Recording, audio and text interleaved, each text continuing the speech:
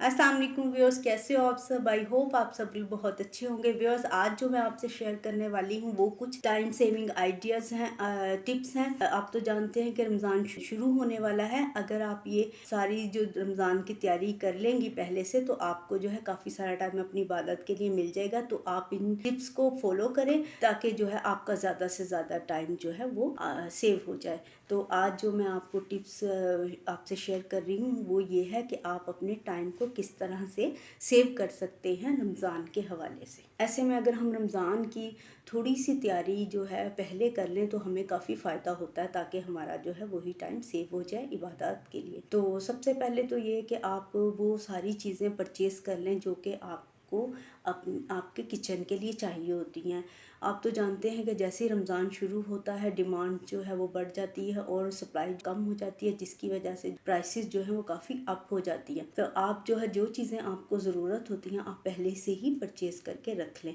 जैसे वेजिटेबल्स हो गई, फ्रूट्स हो गए, और जितनी भी आपके ज़रूरत होती है चीज़ों की वो आप परचेज़ करके रख लें। सेकंड टिप मेरी ये है, फ्रिज को अच्छे से साफ़ करके रख लें, तो उसकी अच्छी सी सफाई कर लें ताकि जो है आप के लिए स्पेस बन सके चीज़ों को सेव करने की, उनमें स्टोर करने की। फ्रिज में जो स्मेल आती है चीज़ों की, जब हम फ्रूट्स या वेजिटेबल रखते हैं तो उनकी स्मेल जो है पूरे फ्रिज में आती है। उसके लिए आप बेकिंग सोडे में थोड़ा सा कोई भी एसेंस वगैरह डालकर रख ले, जिसकी वजह से जो है फ्रिज में आपकी चीज़ों में स्मेल नहीं आएगी। थर्ड टिप मेरी यह है कि आप लहसुन, अदरक, धनिया, पुदीना इन सब का पेस्ट बना के क्यूब्स तौर पे जो है सेव करके आप अपने फ्रीज़र में उसको स्टोर कर लें। अब आपको ज़ाहिरी बात है कि रमज़ान में क्यूब्स ट्रे भी एक्स्ट्रा चाहिए होंगी, तो आप वो भी काफ़ी ज़्यादा परचेज़ करके एक्स्ट्रा रख लें ताकि आपकी हर चीज़ जो है उसमें स्टोर हो जाए आसानी के साथ। फोर्थ टिप मेरी है कि आप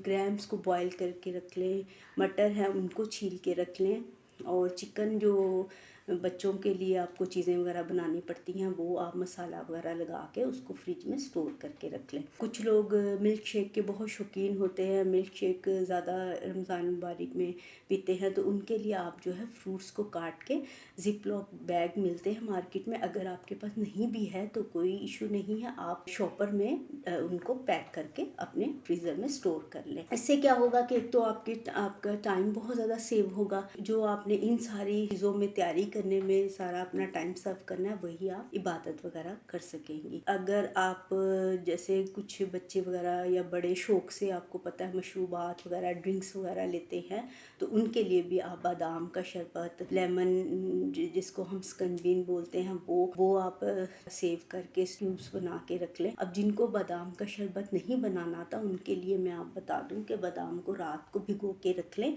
और सुबह जो है बादाम को ब्लेंडर में डाल के जो है आप ब्लेंड कर लें। अगर आपने उसमें थोड़ी सी इलायची डालनी है, वो डाल के शुगर ऐड करना चाहती हैं तो शुगर ऐड करके आप उसमें रख लें। वो आपको बहुत आसानी होगी, जब भी आप चाहिए होगा आप एक क्यूब निकालें और जो दूध वगैरह में डाल के जो है आप उसको यूज़ कर सकती हैं। तो व्यूअर्स, ये थोड़ी सी आज मेरी टिप्स हैं, अगर आप इनको फॉलो करेंगी तो आपके लिए बहुत ज़्यादा आपको ये बेनिफिशियल है आपके लिए, क्योंकि आपका जो है बहुत सा टाइम जो है आपका सेव हो जाएगा इन चीज़ों में। आपको इबादत का बहुत ज़्यादा टाइम मिल जाएगा। रमज़ान मुबारक का महीना जो है ख़ास तौर पे हमारे लिए जो इबादत का महीना है, सारा साल ही हम लोग खाते पीते रहते हैं। कोशिश करें इस टाइम को आप ज़्यादा से ज़्यादा जो है अपने इबादत में इसको जो है सर्व करें। मुझे भी याद रखिएगा और दुआओं में मेरी तरफ से आपको बहुत ज़्यादा रमज़ान की मुबारक। वीडियो अच्छी लगे तो लाइक करें, शेयर करें, सब्सक्राइब करें।